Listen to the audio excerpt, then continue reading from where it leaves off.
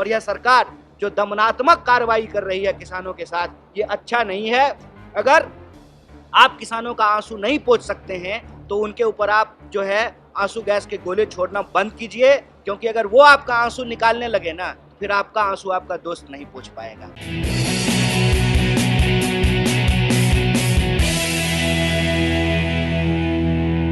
ठीक जब हमारी यात्रा किसानों से बातचीत कर रही थी, राहुल जी किसानों से बात कर रहे थे, उसी वक्त इस देश के दूसरे हिस्से में किसानों के ऊपर आंसू गैस के गोले चलाए जा रहे हैं। सड़कों पर दीवार खड़े किए जा रहे हैं। अगर इस सरकार का बस चलता तो शायद चीन की दीवार सड़क पे ला करके बना देते। किसान फसल बोते हैं, धान खेत में लगाते हैं, सरकार उनके खिलाफ कीलें लगा रही हैं सड़कों पर। और हम सरकार से बस यही कहना चाहते हैं, साहब ऑलरेडी किसान के आंसू निकल रहे हैं, अलग से आंसू गैस का गोला मारने की ज़रूरत नहीं है उनके ऊपर। उनका आंसू जो है कोई पोंछने वाला नहीं है। और इस देश में जो अन्नदाता हैं, अन्नदाता अपनी परेशानियों को लेकर के बरसों से संघर्ष कर रहे हैं। एक सीधा सा सवाल है कि आप एक कानून लेकर के आए, 3 कानून लेकर के आए, लोकसभा से, राज्यसभा से उसको पास कराया, और फिर सरकार उस कानून को वापस ली। और उस कानून को वापस कराने के लिए किसानों ने आंदोलन किया। 750 से ज़्यादा किसानों की शहादत हुई। और प्रधानमंत्री जी ने कहा कि हम किसान को नहीं समझा पाए। भैया, ऐसा कौन सी भलाई आप करना चाहते हैं जो किसान नहीं चाहते हैं? आप जबरदस्ती जो है उनकी भलाई करना चाहते हैं। तो जब नेगोशिएशन हुआ, बातचीत हुई, तो किसानों ने कहा कि आप हमको एमएसपी की गारंटी कीजिए।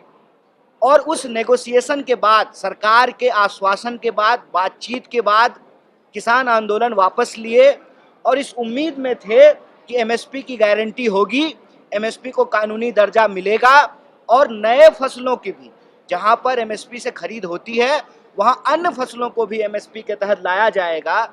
इस सवाल पे किसान आंदोलन कर रहे हैं। देखिए, मजेदार बात यह है कि सब कुछ बताया जा रहा है, किसान उग्र हैं, किसान आंदोलन के लिए सड़क पे आ रहे हैं, किसान तैयारियां कर रहे हैं, सरकार जो है दीवार खड़ा कर रही है, कील बिछा रही है, आंसू गैस के गोले मार रही है। मुद्दा नहीं बताया जा रहा है कि आखिर किसान अपनी खेती बाड़ी छोड़ करके इस वक्त जब यह सरकार जाने वाली है, ये किसान क्यों आ रहे हैं सड़क पे? क्योंकि उनसे वादा खिलाफी किया गया है, उनको झूठ बोला गया है।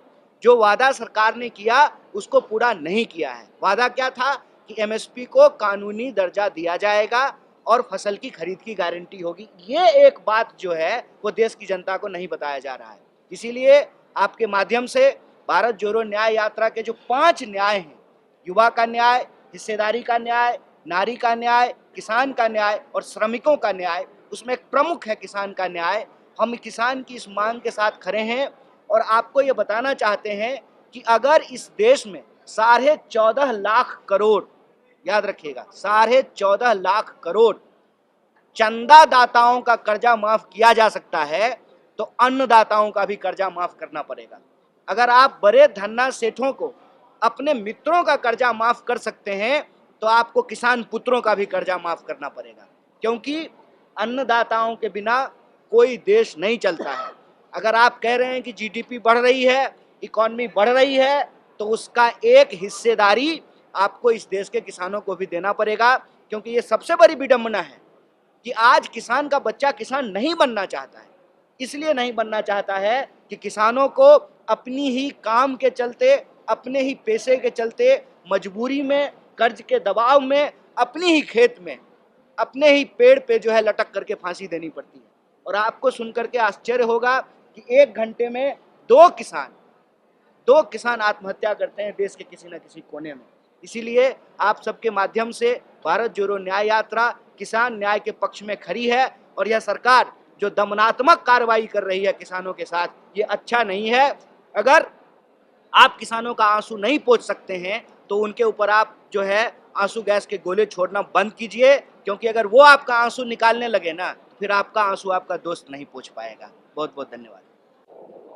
4 दिन पहले मोदी सरकार ने देश के एक महान नेता, किसान नेता चरण सिंह जी को भारत रत्न दिया, मरणोपरांत दिया। उसके साथ साथ जो हरित क्रांति के वैज्ञानिक निर्माता थे डॉक्टर MS स्वामीनाथन, उनको भी भारत रत्न से सम्मानित किया, वो भी मरणोपरांत। हम उसका स्वागत करते हैं। वो भारत रत्न थे, भारत रत्न है और भारत रत्न रहेंगे। पर बात यह है कि जो सरकार डॉक्टर स्वामीनाथन को भारत रत्न देती है, चौधरी चरण सिंह को भारत रत्न देती है, वही सरकार किसानों पर इतनी अन्याय करती है। स्वामीनाथन फॉर्मूला किसान संगठनों की 3 या 4 मुख्य मांग है, और सबसे बड़ी मांग यह है कि जो खेती की लागत का अनुमान किया जाता है वो स्वामीनाथन के दिए हुए फॉर्मूला पर किया जाए और 1.5 गुना खेती की लागत को MSP घोषित किया जाए। MSP की परिभाषा मोदी सेलिंग प्राइस नहीं है। MSP की परिभाषा है मिनिमम सपोर्ट प्राइस, न्यूनतम समर्थन मूल्य। मोदी सेलिंग प्राइस नहीं है, मिनिमम सपोर्ट प्राइस है। और 1.5 गुना जो विस्तृत रूप से खेती की लागत अनुमान किया जाता है, स्वामीनाथन फॉर्मूला जिसे कहा जाता है, ये एक मांग है। दूसरी मांग है कि इसको कानूनी दर्जा दिया जाए, क्योंकि हमारे देश में कई ऐसे जगह हैं जहां खरीद निजी कंपनियों से होता है और निजी कंपनियां मार्केट में MSP के कम दाम से खरीदते हैं किसानों से, तो इसको कानूनी दर्जा दिया जाए, ये दूसरी मांग है। तीसरी मांग है, जैसा कि अभी कन्हैया जी ने आपको बताया है, 14 लाख करोड़ चंदादाताओं का माफ किया गया है बैंकों से और 1 लाख करोड़ किसानों का कर्जा माफ नहीं किया जाता। कांग्रेस की सरकार 2008 में 72,000 करोड़ रुपया कर्जा माफी की घोषणा की। तो ये सब आश्वासन दिए गए थे किसान संगठनों को जब ये 3 काले कानून मजबूर होकर प्रधानमंत्री को वापस देना पड़ा।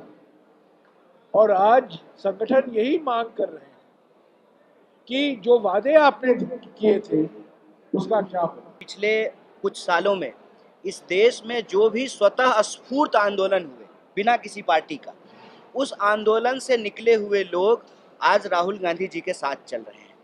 उनके नेतृत्व में जो है वो इस देश को बचाने की लड़ाई लड़ रहे हैं। और हम लोग बार बार कहते हैं कि इस देश में आज की तारीख में एक विचारधारात्मक लड़ाई है। एक तरफ बेचने वाले लोग हैं, दूसरे तरफ बचाने वाले लोगों को इकट्ठा होना पड़ेगा। बचाना क्या है? देश की संस्कृति, इतिहास, संविधान, इसके जो मूल्य हैं लोकतांत्रिक, इसकी रक्षा करनी है। सबका देश है और सबके लिए हमको सोचना पड़ेगा। देश के नाम पे दोस्तों की जो राजनीति हो रही है ना, 2-4 दोस्तों की, उससे क्या है कि सत्ता का भी केंद्रीकरण हो रहा है, धन का भी केंद्रीकरण हो रहा है और इस गलत नीति के चलते ही बेरोजगारी बढ़ रही है। इसीलिए हम इस देश के बेरोजगार नौजवानों से अपील करते हैं कि जय जवान के तहत इस देश में जो लोग आर्मी की सेवा करना चाहते थे, जिनकी नौकरी हो गई और उनको जो है नियुक्ति पत्र नहीं दिया गया, जो रिक्तियां हैं 10 लाख से ज़्यादा केंद्रीय जो विभाग हैं उसमें, राज्यों में जो रिक्तियां हैं, तो मैं इस देश के नौजवानों से भी अपील करता हूं कि आत्महत्या करने की ज़रूरत नहीं है। 1 घंटे में 2 नौजवान भी आत्महत्या कर रहे हैं किसान की तरह, तो आत्महत्या करने की ज़रूरत नहीं है। भूख से और बेकारी से तड़प कर मरने की ज़रूरत नहीं है। अगर मरना ही है तो अपने हक और अधिकार के लिए संघर्ष करके जो है अपनी जो है बलिदान देना है। तो युवा जुड़ रहे हैं, भारी संख्या में जुड़ रहे हैं और ये तथ्य के आधार पर मैं आपको कह रहा हूं कि युवाओं के किसी भी प्रोटेस्ट को जानबूझ करके जो है नहीं दिखाया जाता है। आप सब लोगों ने कहीं ना कहीं से देख लिया होगा, भारी संख्या में लद्दाख के नौजवान जो है अपने हक और अधिकार के लिए सड़कों पे आए। भारी संख्या में बिहार और उत्तर प्रदेश में रेलवे भर्ती की तैयारी करने वाले नौजवान सड़कों पे आए। अग्निवीर अग्निपथ योजना जब लाई गई उस वक्त भारी संख्या में नौजवान जो है सड़कों पे आए। और आप मध्य प्रदेश, आपका पड़ोसी राज्य है, उसकी बात करें, पटवारी घोटाला जब हुआ तो भारी संख्या में जो है नौजवान सड़कों पे आए। जितने कृषि विश्वविद्यालय हैं उन विश्वविद्यालय में जो गड़बड़ियां हैं उसके खिलाफ भारी संख्या में जो है विद्यार्थी सड़कों पे आए। और इन आंदोलनों में, स्वतः स्फूर्त आंदोलनों का जो चेहरा है, जो इसमें काम करने वाले लोग हैं, कहीं ना कहीं उनको एक व्यक्ति पे भरोसा दिख रहा है, वो व्यक्ति है राहुल गांधी। इसीलिए हम लोग कह रहे हैं जब देश में बह रही हो अन्याय की आंधी, न्याय के लिए लड़ रहे हैं राहुल गांधी। और हर नौजवान जो न्याय चाहता है, जो चाहता है कि इस देश में प्रेम हो, मोहब्बत हो, भाईचारा हो, एकता हो, वो तमाम लोगों को एकजुट होकर के साथ आने की जरूरत है और साथ लोग आ रहे हैं। अगर इंडिया गठबंधन इतनी कमजोर थी तो क्यों इंडिया के जो अलायंस पार्टनर थे उनको हर हाल में भाजपा अपने साथ लाना चाहती थी? मैं आपको बस एक चीज का याद दिलाना चाहता हूँ। इंडिया गठबंधन की जब पहली मीटिंग हुई तो बीजेपी की तरफ से नारा आया, एक अकेला, एक अकेला। अव्वल तो आप अकेला क्यों है मोदी जी, शादीशुदा आदमी है, क्यों ही आप अकेला हैं? फिर भी नारा लगाया गया कि एक अकेला। फिर आनन फानन में जो एनडीए कहीं खो गया था, मोदी जी के उस प्रचार के बीच में कहीं गुम हो गया था, तो जो है फिर से एनडीए की आनन फानन में बैठक बुलाई गई। और आप 28 पार्टी कह रहे हैं, 28 पार्टी से ज्यादा पार्टियों को जो है आमंत्रित किया गया एनडीए की बैठक में, और उससे मन नहीं भरा। इंडिया अलायंस बोलते रहे, अटैक करते रहे, इंडिया बात पे बोलते रहे और कोशिश करते रहे कि कैसे कांग्रेस के नेताओं को और इंडिया गठबंधन की दूसरी पार्टियों को अपने साथ लाया जाए। मैं मानता हूं कि अगर ये इतने मजबूत हैं तो इनको ये सब करने की क्या जरूरत है? इसका मतलब ये मजबूत नहीं है। ये परसेप्शन जो है बहुत चालाकी से देश में बनाया गया है कि कांग्रेस जो है कमजोर हो गई। एक बात मैं आपको याद दिलाता हूं, जब देश गुलाम था तो मोदी जी से पहले लॉर्ड कर्जन बोला करता था कि इस कांग्रेस को हम घिसट करके मरते हुए देखना चाहते हैं। ये लॉर्ड कर्जन के शब्द हैं। आज एक लॉर्ड दुर्जन है, वो भी कांग्रेस को मरते हुए देखना चाहते हैं। ना कर्जन का सब सपना पूरा हुआ था, ना दुर्जन का सपना पूरा होने वाला है। मार्क माय वर्ड, लिख लीजिए। इस 5 राज्य के चुनाव में ही जहां इतना ढिंढोरा पीटा गया कि कांग्रेस हार गई, उस 5 राज्य के चुनाव का अगर कुल वोट जोड़ेंगे तो 9000 वोट ज्यादा हमको आया है बीजेपी से।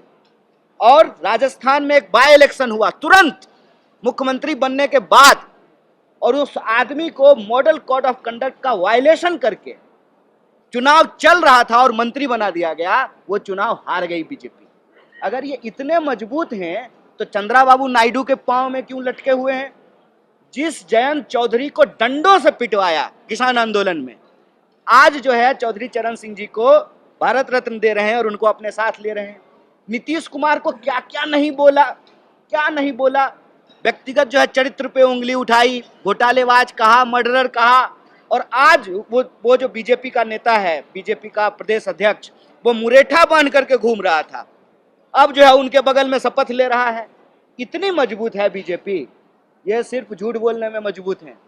कांग्रेस पार्टी जो काम करती है और कांग्रेस पार्टी जहां तक है, अगर वो संगठित होकर के इस परसेप्शन की वॉर को लड़ने लगे, बीजेपी कहीं नहीं टिकेगी। और एक बात याद रखिएगा, बड़ी चालाकी से इस देश में एक साजिश रची गई है। धीरे धीरे करके एक संगठित अपराध के तहत गांधी और गांधी के मूल्यों के खिलाफ हमारे दिमाग में भरा गया। क्या भरा गया? मजबूरी का नाम महात्मा गांधी। साहब, मजबूरी का नाम महात्मा गांधी होता है, मजबूती का नाम महात्मा गांधी होता है। आज के डेट में एक दरोगा के सामने किसी को खड़ा होने की हिम्मत नहीं होती है, और जो है जिस साम्राज्य का सूरज नहीं डूबता था उसके सामने वो आदमी बिना जो है हथियार के खड़े हो गए, सत्य और अहिंसा के दम पे। ये तब भी अंग्रेजों से नहीं लड़े थे और ये आज भी। और प्रधानमंत्री जी के सामने जयशाह के पिताजी ने भाषण दिया पार्लियामेंट में, क्या कहा? जो इतिहास नहीं पहचानते हैं वो खत्म हो जाते हैं। नहीं पहचाने थे आप इतिहास। 1942 के भारत छोड़ो आंदोलन में आरएसएस ने हिस्सा नहीं लिया था और आज भी आप इतिहास नहीं पहचान रहे हैं अगर आप मोदानी के साथ खड़े हैं। देखिए, ताकतवर के साथ खड़ा हो जाना ना इतिहास बनाना नहीं होता है, कमजोर के साथ खड़ा होना इतिहास बनाना होता है। और ये देखिए, पूरा तंत्र लगाए हुए हैं एक व्यक्ति राहुल गांधी के पीछे। एक तरफ कहते हैं कि उनके पास कुछ है ही नहीं, उनकी पार्टी कमजोर हो गई है, जनता उनके समर्थन में नहीं है, तो सारा का सारा तंत्र उनके पीछे क्यों लगाए हुए हैं? ED, CBI, media, narrative maker, सारा तंत्र एक आदमी के पीछे क्यों?